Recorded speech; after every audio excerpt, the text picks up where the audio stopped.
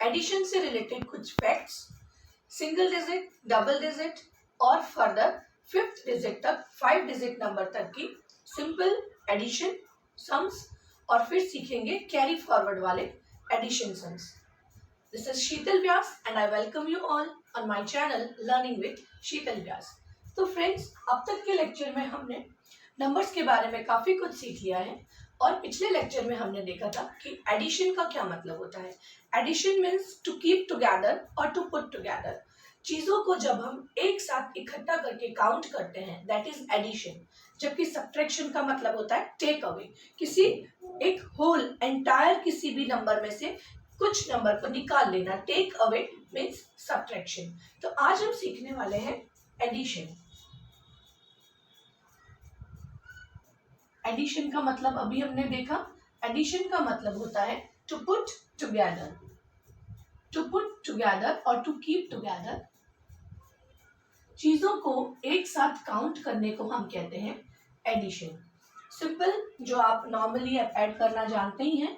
जैसे कि हमने अगर 9 में 1 ऐड किया तो हमारे पास नंबर आता है 10। या एकदम सिंपल एडिशन है, बचपन से आप सीखते आए हैं ऐड कैसे करते हैं। जब हम सबसे छोटे थे, एकदम जूनियर क्लास में, तो टीचर हमें ऐसे फिंगर्स पे ऐड करना सिखाते थे। That 1 2 3 4 5 6 7 8 9 and 10। तब तक हम सिर्फ 10 तक के नंबर जानते थे। 10 से ज़्यादा नंबर हमें नहीं आते थे। लेकिन जब आप बड़ी क्लासेस में आए तो टीचर ने आपको फिंगर के ये जो 3 डिवीजन होते हैं, 3 डिविजन्स होते हैं ना, यहाँ पर आपको काउंट करना सिखाया था। और ऐसे अगर आप काउंट करेंगे तो आप अपनी फिंगर्स पे 30 तक काउंट कर सकते हैं। तो ये काउंटिंग जो है वो आपने सीखी है कि काउंट कैसे करते हैं। और इन्हीं काउंटिंग के थ्रू, फिंगर्स के थ्रू हम ऐड करना भी जानते हैं। तो 1 डिजिट नंबर को ऐड करना बहुत ही ईजी होता है। सपोज अगर मुझे 7 + 2 ऐड करना हो तो मैं इस तरह से, आप जानते हैं ना ये पोजीशन कौन सी है, ये 1s पोजीशन है। तो मैंने 1s पोजीशन पे इसे लिखा। 7 + 2 जो है वो 9 हो गया। लेकिन यहाँ पर आपने देखा कि जो मेरा आंसर आया था वो उसमें 2 डिजिट थी। ये थी 1s पोजीशन और ये थी 10s पोजीशन। तो इस तरह से हम सिंगल डिजिट नंबर्स को ऐड करके किसी भी तरह से, इस तरह से देखिए, आप ऐड करना चाहें, छोटी क्लासेस में आपने ऐसे भी जरूर से ऐड किया होगा।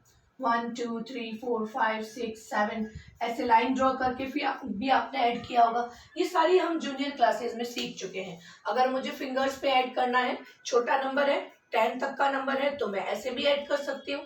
मोर देन 10 है तो मैं फिंगर्स के डिवीजन पे भी ऐड कर सकती हूँ। उसके लिए मुझे क्या करना होगा, I have to count till 2 after 7, यानी 7 के बाद मुझे 2 फिंगर्स तक काउंट करना होगा। तो 7 8 एंड 9 ये मेरे 2 फिंगर्स हैं और मुझे 7 के बाद काउंट करना है। तो 7 8 एंड 9, तो इस तरह से मेरा आंसर आता है 9। मुझे 9 के बाद 1 काउंट करना है, तो 9 10। 9 के बाद मैंने 1 काउंट किया तो दैट इज 10। तो ये सब हो गए हमारे सिंगल डिजिट नंबर को किस तरह से हम काउंट करते हैं। अब आपको मैं कुछ ऐसी चीज बता रही हूँ जो कि फैक्ट है। फैक्ट मतलब एक ऐसी बात जो एकदम प्रूवन है, एकदम सही है हर एक एडिशन के लिए। एडिशन को लिखते वक्त हम इसे कैसे लिखते हैं, जैसे सपोज अभी मैंने जो एक सम लिया उसी को दोबारा लिखते हैं। 7 + 2 = 9। यहाँ पर 7 और 2 इन दोनों को कहा जाता है एड एंड्स। एड एंड्स कहते हैं इन्हें। और जो हमारा आंसर आता है उसे हम कहते हैं कि ये 7 और 2 का सम है। 7 और 2 का सम या सम टोटल है। और ये है इसका सिंबल, ये जो मैंने यहाँ बनाया है, प्लस ये वाला सिंबल है एडिशन का सिंबल। ये आप सभी जानते हैं। तो ये दोनों होते हैं एडेंट्स और ये होता है इसका सम। अब हम दूसरी चीज, जो दूसरा फैक्ट इसके बारे में देखते हैं, वो फैक्ट ये होता है कि आप जब किसी भी चीज को ऐड करते हैं तो आप उसे किसी भी ऑर्डर में लिख सकते हैं। चाहे तो मैंने जब यहाँ पर 7 + 2 लिखा तो मेरा आंसर आया 9, मेरा सम आया 9। अब अगर मैं इसको 2 + 7 लिखती हूँ तो भी आंसर 9 ही आएगा। आप मानोगे थोड़ी, आप तो काउंट करके देखोगे। तो लेट अस काउंट। हमें क्या करना है, 2 के बाद 7 तक काउंट करना है। तो पहले मैं 7 काउंट करती हूँ, 1 2 3 4 5 6 एंड 7। ये 7 मेरे पास फिंगर्स हैं और मुझे अब 2 के बाद काउंट करना स्टार्ट करना है। सो लेट अस काउंट। 2 के बाद आता है 3, 4, 5, 6, 7, 8 एंड 9। सो यू कैन सी, मैं चाहे 7 में 2 ऐड करूं, चाहे 2 में 7 ऐड करूं, मेरा आंसर सेम रहता है। तो ये एक फैक्ट है कि एडिशन करते वक्त हम उनका ऑर्डर चेंज कर सकते हैं। मैं 2 को इधर लिख सकती हूँ, मैं 7 को इधर लिख सकती हूँ। ऐसा करने से मेरे एडिशन सम का जो मेरा एडिशन सम है वो चेंज नहीं होगा। यही चीज 3 डिजिट में भी लागू होती है। Let us see how can we do that. 4 plus 2 plus 1। अब मुझे ये 3 डिजिट्स दे रखे हैं और मुझे 3 नंबर्स दे रखे हैं और मुझे इन 3 नंबर्स को काउंट करना है। तो मैं सबसे पहले 4 काउंट कर लेती हूँ। 1, 2, ये मैंने, क्योंकि मुझे पता है ये नंबर शायद थोड़ा बड़ा हो सकता है। डेफिनेटली ये बड़ा नहीं है, लेकिन अगर ये नंबर बड़ा होता तो मैं किस पे काउंट करती, फिंगर्स के डिवीजन पे काउंट करती। तो अब मैं डिवीजन पे काउंट करती हूँ। मेरी फर्स्ट फिंगर में 3 डिवीजन है, तो 1, 2, 3, 1, 2, 3, 4। 4 के बाद में मुझे काउंट करना है 2, 1, 2। उसके बाद में मुझे काउंट करना है 1, तो दैट इज 1। अब मैं उल्टी काउंट करूंगी यहाँ से यहाँ तक, एकदम रिवर्स में, तो मेरा आंसर आ जाएगा। So 1, 2, 3, 4, 5, 6 and 7। तो यहाँ पे मेरा आंसर आता है 7। Okay, now what I am going to do, मैं इसको शफल करने वाली हूँ, ऑर्डर चेंज कर देती हूँ इसका। तो अब मेरा ऑर्डर ऐसा है कुछ, 2 प्लस 4 प्लस 1, और एक दूसरा जो मैंने लिखा है वो है 1 प्लस 2 प्लस 4। एक और ऑर्डर मैंने बना दिया है यहाँ पर, 1 प्लस 4 प्लस 2। अब हमें कुछ नहीं किया है हमने, ये 3 नंबर है 4, 2, 1, इन्हीं को मैंने अलग अलग सीक्वेंस में लिखा है, रीऑर्डर कर दिया है। रीऑर्डर करने का मतलब उनका जो जगह थी, उनकी जो प्लेस थी वो मैंने चेंज कर दी। ये प्लेस वैल्यू नहीं है, ये सिर्फ प्लेस है, ये याद रखिएगा। तो मैंने इनको रीऑर्डर कर दिया है। अब हम इसे काउंट कर लेते हैं, 1, 2, then 1, 2, 3, 4 and then 1। Again let me count, 1, 2, 3, 4, 5, 6 and 7। तो यहाँ पर भी मेरा क्या सम आता है, इस जगह पे भी मेरा सम आता है 7। You can see that. और ये जो दोनों है इन्हें आप काउंट करके देखिएगा, क्योंकि मैं बिना काउंट किए बता रही हूँ कि इसका आंसर 7 ही आने वाला है। क्यों 7 आने वाला है, क्योंकि जब हम ऐड करते हैं तो नंबर को किसी भी ऑर्डर में रखकर ऐड कर सकते हैं, उनका जो सम आएगा, सम टोटल हमेशा सिमिलर होगा। तो इस तरह से ये हमारा एक फैक्ट होता है एडिशन को लेकर, कि हम अगर उसे रीऑर्डर भी कर देते हैं तब भी हमेशा उसका आंसर जो होता है वो सेम आता है। अब हम एक दूसरी चीज देखते हैं कि हमने अब तक डिजिट सारी पढ़ी है, 0 से लेके 9 तक के डिजिट होती है।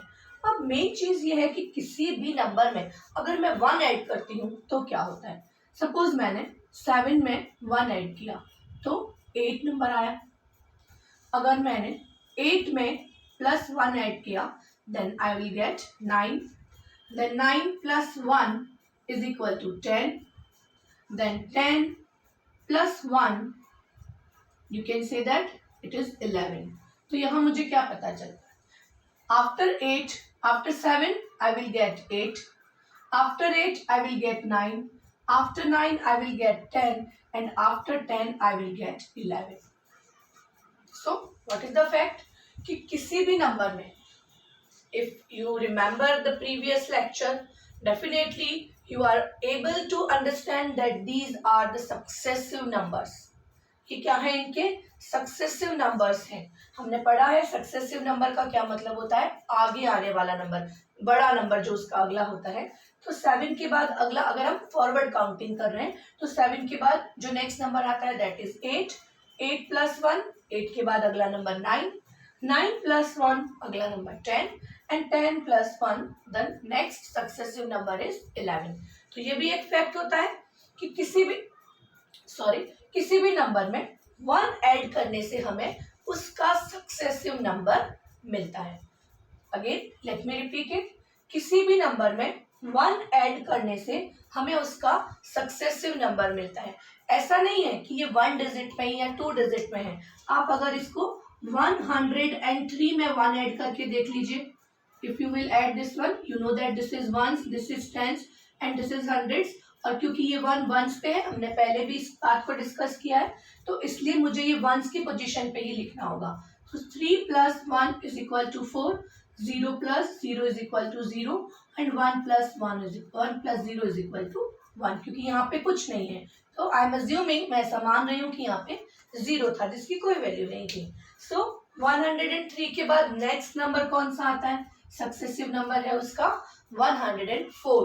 और अब अगर मैं इसमें +1 कर दूं तो कितना आ जाएगा, you can see that 4 + 1 5, then 0 and 1, और 104 का सक्सेसिव नंबर होता है 105। So this is true for all the numbers. क्या फैक्ट है ये कि किसी भी नंबर में अगर हम 1 ऐड करते हैं तब हमें उसका सक्सेसिव नंबर यानी जस्ट अगला नंबर मिलता है। नाउ द नेक्स्ट वन, आपने कभी किसी भी नंबर में 0 को ऐड करके देखा है? Do you know what is the value of 0? 0 is very valuable, but in fact maths में जब 0 अकेला पड़ जाता है तब उसकी कोई वैल्यू नहीं होती।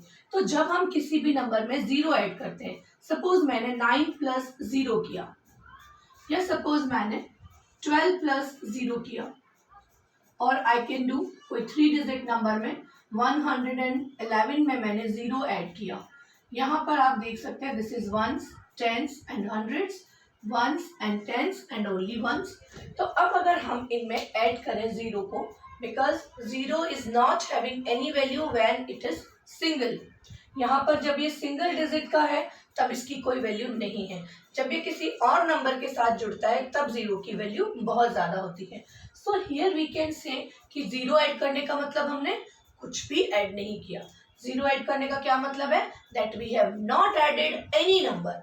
और जब हम कोई नंबर ऐड ही नहीं करेंगे तो क्या आंसर रहेगा, सिमिलर, यानी द नंबर इटसेल्फ। अगर 9 में 0 ऐड करेंगे तो आंसर आएगा 9, दिस इज द सम।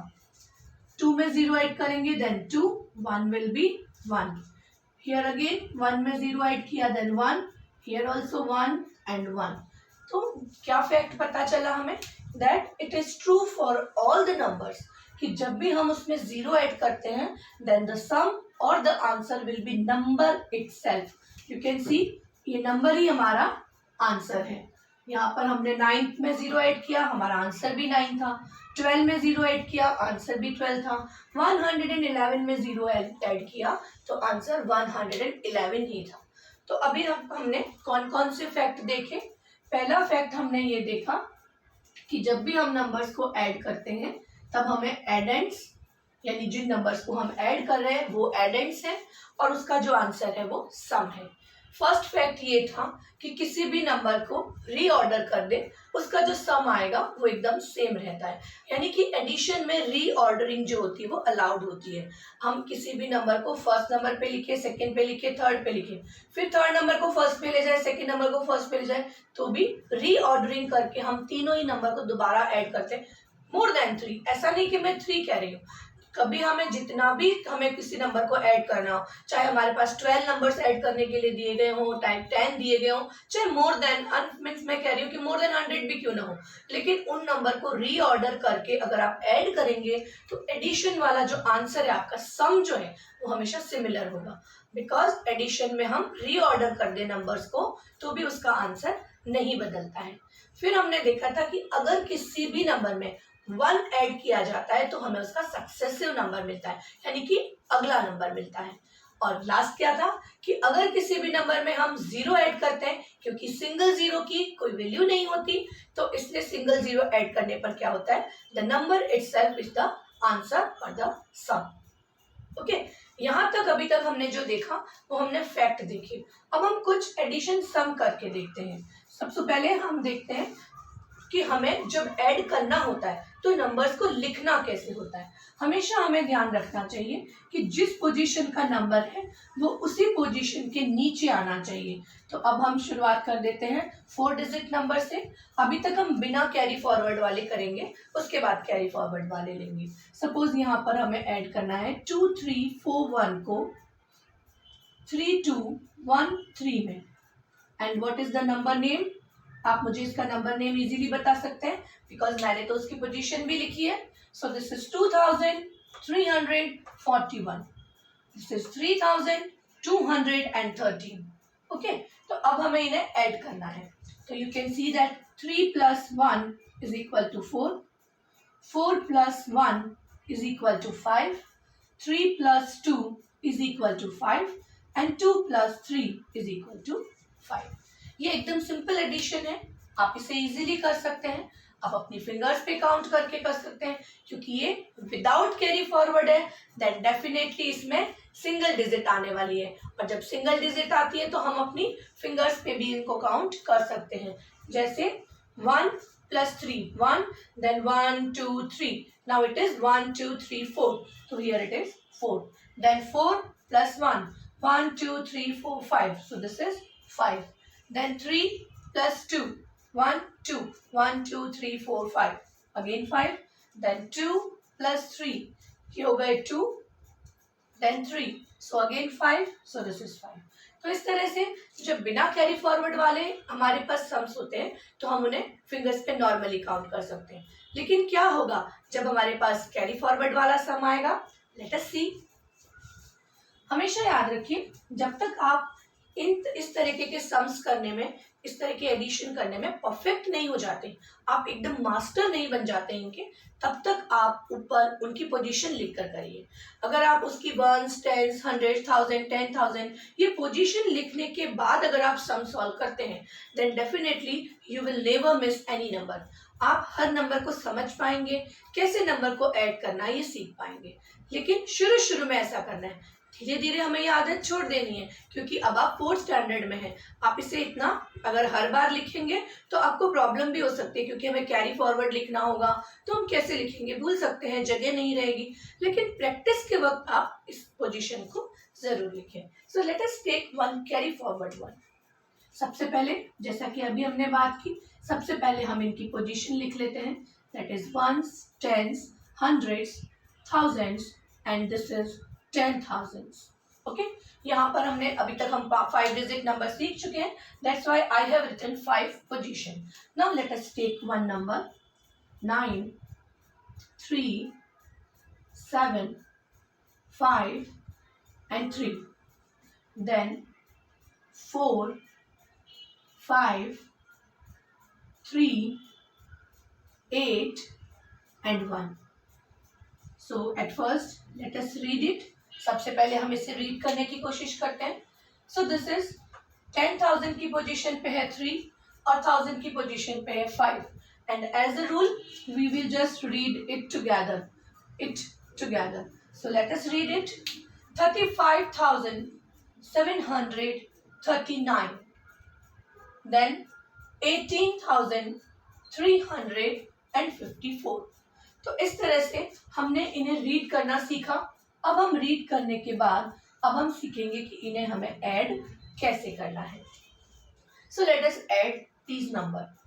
अब एक बात यहाँ पर हर बार ध्यान रखनी है कि हम जिस नंबर को ऐड कर रहे हैं उसकी एक्सपेंडेड वैल्यू हमारे दिमाग में होनी चाहिए. जब हमने एक्सपेंडेड वैल्यू सीखी थी तब मैंने कहा था कि जब आप एक्सपेंडेड वैल्यू अच्छे से लर्न कर लेते हैं तब आपके आगे की एप्लीकेशंस इजी हो जाती हैं. एडिशन, सब्ट्रैक्शन, मल्टीप्लिकेशन, डिवीजन सब बहुत इजी हो जाते हैं because you know what is the expanded form. और तब आपके लिए ये समझना और इजी हो जाएगा. तो क्यों ना हम पहले इन नंबर्स की एक्सपेंडेड फॉर्म लिख लेते हैं. सो this is, you can see this is 30,000 because 3 कहाँ पर है? 10,000 की पोजीशन पे. सो दिस इज 3 एंड कितने जीरो आएंगे? 1, 2, 3, 4 जीरो इसके बाद आएंगे. 1, 2, 3 एंड 4 जीरो इसके बाद आएंगे. अब उसके बाद देखिए क्या है? 5. So plus 5,000. 1, 2, 3. 1, 2 एंड 3. सॉरी यहाँ पर 4 जीरो. 1, 2, 3, 4. Okay, correct. सो यहाँ पर हो गए 5,000. देन प्लस क्या करेंगे हम? इसके बाद में प्लस में क्या लिखेंगे? This is 700. 700. I think it will not be visible. Let me right it down. यहाँ पे लिखते हैं हम इसे. So first number is 30,000 plus 5,000 plus, अब ये कितना है? 700 plus 30 plus 9. Here you can see what is the position. 9 once पे है, हम बात कर रहे हैं अभी इस नंबर की. सो जस्ट लुक हियर, यहाँ पर 9 है वंस पोजीशन पे, 3 है टेंस पोजीशन पे, दैट्स वाई 30. 100 है सेवेंथ पोजीशन, सेवेंथ है 100 पोजीशन पे, दैट्स वाई 700. 5 है 1000 पोजीशन पे, दैट इज 5000. और 3 है 10,000 की पोजीशन पे, दैट्स वाई 30,000. क्योंकि अगर 3 10 पोजीशन पे होता है तो 30 होता है, तो 10,000 की पोजीशन पे होगा तो 30,000 होगा. अब मैंने इस नंबर को एक्सपेंडेड फॉर्म में क्यों लिखा, ताकि जब मैं ऐड करूं तो मुझे ध्यान रहे कि इनकी पोजीशन क्या थी. ठीक इसी तरह से मैं अब इस नंबर को लिख लेती हूँ. वंस पोजीशन पे, ये जो 10,000 की पोजीशन पे 1 है, इसकी वैल्यू है 10,000. 8 है 1000 पोजीशन पे, दैट्स वाई इट इज 8,000. 3 है 100 पोजीशन पे, दैट्स वाई इट इज 300. 5 है 10th पोजीशन पे, दैट्स वाई इट इज 50. और 4 है 1st पोजीशन पे, that's why it is 4. Okay, now let us add it. सबसे पहले हम 9 में 4 ऐड करते हैं. You can add it. After 9 we have to count 4 times. तो 9 के बाद में हम काउंट करते हैं 9, 10, 11, 12 and 13. So what did we get, हमें क्या नंबर मिला जब हमने 9 के बाद 4 टाइम्स काउंट किया, तो 10, 11, 12 एंड 13. तो अब मुझे जो नंबर मिला वो मेरा सम था 30. 9 और 4 को ऐड करने पर मुझे 13 जो नंबर मिला, उसमें इसकी पोजीशन है वंस और इसकी पोजीशन है टेंस. Isn't it? ऐसा ही है ना. 13 में क्या है, इसकी पोजीशन वंस है और इसकी पोजीशन टेंस है. तो अगर मैं वंस के नीचे लिखना चाहूँ तो मुझे कौन सा नंबर लिखना होगा, क्योंकि अभी मैंने वंस की वैल्यू को ऐड किया है, तो मुझे इनमें से एक नंबर वंस के नीचे लिखना, एक डिजिट मुझे वंस के नीचे लिखनी है. तो वो कौन सी होगी? Yes, you are correct. Definitely मुझे वही वैल्यू यहाँ, वही नंबर या वही डिजिट यहाँ लिखना है जो मेरे लिए वंस पोजीशन पे है. और वो कौन सा है? वो है 3. तो चलो 3 तो मैंने यहाँ लिख दिया. अब मैं इसे मिटा देती हूँ, ये मेरी टेंशन नहीं रहा. लेकिन अभी भी मेरे पास टेंस पोजीशन पे जो है, अच्छा जब मैंने वंस पोजीशन से 3 निकाल दिया, मैंने 3 यहाँ से माइनस कर दिया. जब 3 में से 3 माइनस किया तो यहाँ पे क्या बचना चाहिए? 0 बचेगा, क्योंकि ये 3 तो मैंने इधर ले लिया. तो यहाँ पे अब मेरे पास ये तो कट गया. क्यों? क्योंकि इसमें से 3 मैंने यहाँ रख दिया था. अब मेरे पास रिमेनिंग रहता है 10. लेकिन ये 10 कहाँ है? ये 10 मुझे कहाँ ऐड करना है? टेंस पोजीशन पे ऐड करना है. इसको सिंपल करने के लिए ही हम क्या करते हैं कि जब हमें 13 लिखना था, तब हम क्या करते हैं कि जो वंस की पोजीशन वाला नंबर था, डिजिट था, वो मैंने वंस की पोजीशन पे लिख दिया. लेकिन ये जो टेंस की पोजीशन वाला नंबर है, अब वो मुझे लिखना है टेंस की पोजीशन पे. लेकिन नीचे लिखूंगी तो कंफ्यूजन होगा, उसे मुझे ऐड करना डिफिकल्ट लगेगा. इसलिए मैं यहाँ पर और इसको मैं ऐसे सर्कल बना देती हूँ 1 लिखकर, तो मुझे याद रहता है कि ये जो मैंने सर्कल में 1 लिखा है, ये मेरा कैरी फॉरवर्ड है. Now do you get it? क्या बोल रही हूँ मैं? आपको समझ में आ रहा है ये बात कि जब मैंने 9 और 4 को ऐड किया, 9 और 4 को ऐड करने के बाद मैंने इसकी ग्रुपिंग की, रीग्रुपिंग की. रीग्रुपिंग का मतलब मैंने इसको लिख कर देखा और देखा कि इसको रीग्रुप करना है मुझे. कैसे? पहले वो वंस की पोजीशन पे था, फिर 9 + 4 किया तो 13 आया, और अब 13 को मैंने 3 को लिख दिया वंस की पोजीशन पे और 1 को लिख दिया टेंस की पोजीशन पे. यानी इसकी वापस से ग्रुपिंग करनी, इसे कहते हैं रीग्रुपिंग करना. और रीग्रुपिंग करने के बाद अब मेरे पास टेंस की पोजीशन पे क्या क्या है? एडेंड कौन कौन से हैं? 5, 3 और एक ये 1. और एक्चुअल में ये 1 नहीं है, ये क्या है? इसकी पोजीशन कहाँ पर है? जैसे ये 3 नहीं है, 30 है. जैसे ये 5 नहीं है, 50 है. उसी तरह से ये 1 नहीं है, 10 है. मेरी बात समझ रहे हैं आप? जब मैंने कहा कि इसकी पोजीशन के अकॉर्डिंग, प्लेस वैल्यू के अकॉर्डिंग ही उसकी वैल्यू होती है. तो जब 3 ऐसे लिखा है मैंने टेंस पे, लेकिन ये 3 नहीं है, ये तो 30 है, लिखा ना हमने एक्सपेंडेड फॉर्म में. उसी तरह से ये 5 नहीं है, 50 है. ठीक उसी तरह से ये 1, जब हम टेंस पोजीशन पे ले जाते हैं तो ये 1 नहीं है, एक्चुअली ये हमारा एक्सपेंडेड फॉर्म में 10 है। अब हम इन्हें ऐड कर देते हैं। कैसे ऐड करेंगे? 5, 1 2 3 4 5 के बाद हमें काउंट करना है 3 तक, तो 1 2 3 और फिर एक जो कैरी फॉरवर्ड वाला है वो 1। Now let us count 1 2 3 4 5 6 7 8 and 9। तो अब हमारे पास 1 कैरी फॉरवर्ड को ऐड करने के बाद यहाँ पर जो नंबर आता है दैट इज 9। अब क्योंकि 9 तो क्या है, 9 की पोजीशन ऑलरेडी टेंस ही है और ये 9 क्या है एक्चुअली 90 है, तो ये तो ऑलरेडी टेंस पोजीशन पे है, तो मुझे 100 पोजीशन पे कुछ भी कैरी फॉरवर्ड करने की जरूरत नहीं है। Now let us move to the 100th position. 100th position पे मैं देखती हूँ कि मेरे पास 700 एंड 300 दो नंबर है मेरे पास, 700 and 300। So let us count. सबसे पहले हम 7 काउंट करते हैं। So these are 7 1 2 3 4 5 6 7 and then 3 8 9 and 10। अब मैंने इसमें 3 ऐड किए तो कितने हो गए 10। अगेन वही प्रॉब्लम हुई हमारी तो कि अब हम कह रहे हैं कि जब हमने 100 पोजीशन पे 7 और 3, ये कौन सी पोजीशन पर है 100 पोजीशन पे, तो इसका मतलब इनके पीछे 2 0 है, ये तो हमने यहाँ पर ही देख लिया था। ओके, तो ये पोजीशन थी 10, ये पोजीशन थी 1, और अब जब मैंने इन तीनों को ऐड कर दिया दोनों को तो मेरे पास ये नंबर आया 0 + 0 0 0 + 0 0 and 7 + 3 = 10। Now if you will see properly तो आपको दिखेगा ये 1s है, ये 10s है, ये 100s है और ये तो 1000s है। Got it? आपको पता चला कि ये 10s और 1s तो हमें लिखना ही नहीं है बिकॉज ये तो ऑलरेडी यहाँ पर नंबर है, तभी तो 300 और 700 आए। तो अभी हम इन्हें भूल जाते हैं, इनको हम अभी भूल जाते हैं। अब हम बात कर रहे हैं 100 और 1000 पोजीशन की। जब मैंने 100 पोजीशन पे जो नंबर था उसको ऐड किया तो मेरे पास 10 आया, और 100 की अगली पोजीशन होती है 1000। 100 की अगली पोजीशन कौन सी है 1000। तो अब मैं क्या करूंगी, 100 पोजीशन पे मेरे पास क्या है 0, that I will write over here, और ये जो 1 है उसका क्या करेंगे करेक्ट 1000 पोजीशन पे इसको कैरी फॉरवर्ड कर देंगे।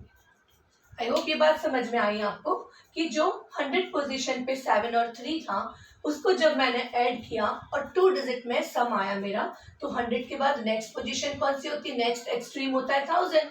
तो 100 पोजीशन पे 0 यहाँ लिखा और 1000 पोजीशन के 1 को मैंने यहाँ कैरी फॉरवर्ड कर दिया। नाउ अगेन सी 5 + 8 + 1 कौन सा जो कैरी फॉरवर्ड किया था, और 5 और 8 तो हमारे 1000 पोजीशन के नंबर्स हैं ही। सो लेट अस काउंट। सबसे पहले अब क्योंकि हमें नंबर्स बड़ा है तो हम फिंगर्स के डिवीजन पे काउंट करते हैं। सबसे पहले मैंने काउंट किया 5 1 2 3 4 5। आप भी अपनी फिंगर्स के डिवीजन पे काउंट कीजिए। Then 8 1 2 3 4 5 6 7 8 and then carry forward वाला 1।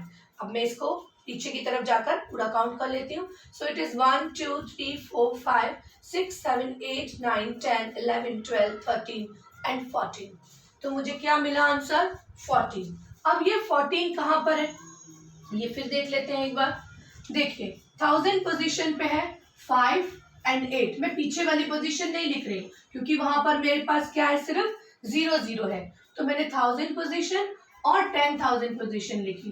तो 1000 पोजीशन पे मैंने ऐड किया 5 और 8 को, तो मेरे पास आता है 5 8 और कैरी फॉरवर्ड वाला 1 भी, तो वो भी इधर ही लिख लेते हैं। सो दिस इज 5 8 + 1। और रीऑर्डरिंग कर सकते हैं, अभी हमने देखा है आप किसी भी ऑर्डर में लिखिए आंसर सेम आएगा। सो ये हमने काउंट करने पर हमें मिला 14। And if you will see तो आपको पता चलेगा कि यहाँ पर 1000 पोजीशन पे कौन है 4 और 10,000 पोजीशन पे है 1। अगेन द सेम थिंग, यहाँ पर मुझे क्या लिखना है जो 1000 पोजीशन का की डिजिट है दैट इज 4, और ये जो 1 है वो कैरी फॉरवर्ड होकर चला जाएगा 10,000 पे। और अब हमें क्या करना है 10,000 की पोजीशन पे जितने भी नंबर हैं जितने भी डिजिट है उसके साथ इस 1 को काउंट करना है। So here it is 3 1 and +1 जो कैरी फॉरवर्ड का है। सो 3 + 1 एंड देन ये कैरी फॉरवर्ड वाला 1, तो टोटल कितने नंबर हो गए 5। तो 10,000 पर हमारे पास एक डिजिट आई दैट इज 5। इसे कहते हैं रीग्रुपिंग के थ्रू ऐड करना। हमने कुछ भी नहीं किया, सिंपल एडिशन था, लेकिन ध्यान में क्या रखा कि जब भी हमारे पास ऐड करने के बाद 2 डिजिट नंबर आता है तब हमें वंस वाली पोजीशन थी, तब हमने उधर ध्यान दिया, फिर टेंस पोजीशन पे ध्यान दिया, फिर 100, 1000 एंड 10,000 तक हमने ये ध्यान रखा कि जब भी 2 डिजिट आती है तो 1 डिजिट जो हमारे कौन सी साइड में है, राइट हैंड साइड में, वो हमने उस पोजीशन के नीचे लिखी, और लेफ्ट हैंड साइड में जो हमारे पास नंबर आता है वो कैरी फॉरवर्ड हो जाता है नेक्स्ट पोजीशन पे। अगर हमने वंस को ऐड किया और 2 डिजिट नंबर आया तो कैरी फॉरवर्ड होगा टेंस पे। अगर हमने हंड्रेड्स को ऐड किया और 2 डिजिट नंबर आया तो नेक्स्ट डिजिट होगी, जो नेक्स्ट पोजीशन है वो 1000 पे जाकर कैरी फॉरवर्ड हो जाएगा। ये एडिशन करने के बाद अब हम एक बार यहाँ ध्यान देते हैं कि क्या हम इसी तरह से इस चीज को देख सकते हैं। Now you will see the if you will see properly this number, then you can see that 30,000, this is 30,000, this is 5,000, this is 700, this is 30 and this is 9। तो इस तरह से हमने ये नंबर लिखकर इनकी पोजीशन अच्छे से समझ ली थी। तभी हमें पता चला कि जब हम इस 7 को पढ़ रहे थे और जब हमने 7 + 3 किया था यहाँ पर, तब हमें पता था कि ये जो 7 है वो एक्चुअल में 100 पोजीशन पे है और इसके पीछे टेंस और वंस में 0 0 है, तो क्योंकि उसकी जो वैल्यू आने वाली है वो 0 ही है। 700 के पीछे 0 की वैल्यू 0 है, लेकिन ये वैल्यू पूरी 700 है। हमें ऐड करने पर हमारा सम 0 आता है और यहाँ पर आता है 1000, और जब हमने इन्हें ऐड किया तो यहाँ पर आ गया था हमारा 10। इस तरह से हमें ये एक्सपेंडेड फॉर्म लिख लेने से हमें उसकी प्लेस वैल्यू और प्लेस वैल्यू के अकॉर्डिंग उसकी खुद की डिजिट की क्या वैल्यू है ये पता चल जाती है। तो इस तरह से आज हमने क्या सीखा कि कैरी फॉरवर्ड करके कोई भी सम को रीग्रुपिंग के थ्रू हम कैसे ऐड करते हैं और एडिशन फैक्ट्स क्या होते हैं। आई होप ये सारी बातें आपको समझ में आई होंगी। उसके लिए अब आपको कुछ सम हैं जो मैं आपको दे देती हूँ, आप उन्हें अपनी नोटबुक में जरूर से सॉल्व करिएगा। तो ये मैं कैरी फॉरवर्ड की कुछ सम दे रही हूँ, मैं पोजीशन नहीं लिख रही हूँ, पोजीशन आप अपने आप लिखेंगे, कैरी फॉरवर्ड करेंगे और फिर उसे सॉल्व करने की कोशिश करेंगे। So I am giving you these 2 sums, please note down. The first one is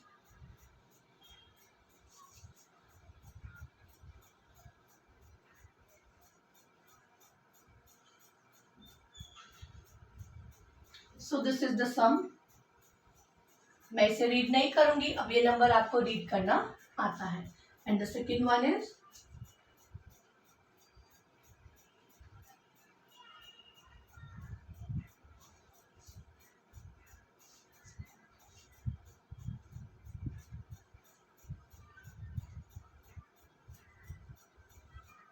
so here these 2 sums are there, you can just solve it, try to understand how to regroup, कैसे आप इनके ऊपर carry forward लगाते हैं, क्यों आप यहाँ पे आने वाला जो 2 डिजिट नंबर है उसको कैरी फॉरवर्ड यहाँ, इन दोनों का यहाँ, इन दोनों का यहाँ, इन दोनों का यहाँ करते हैं। तो इस तरह से आपको इजीली ये नंबर्स जो है वो समझ में आ जाएंगे।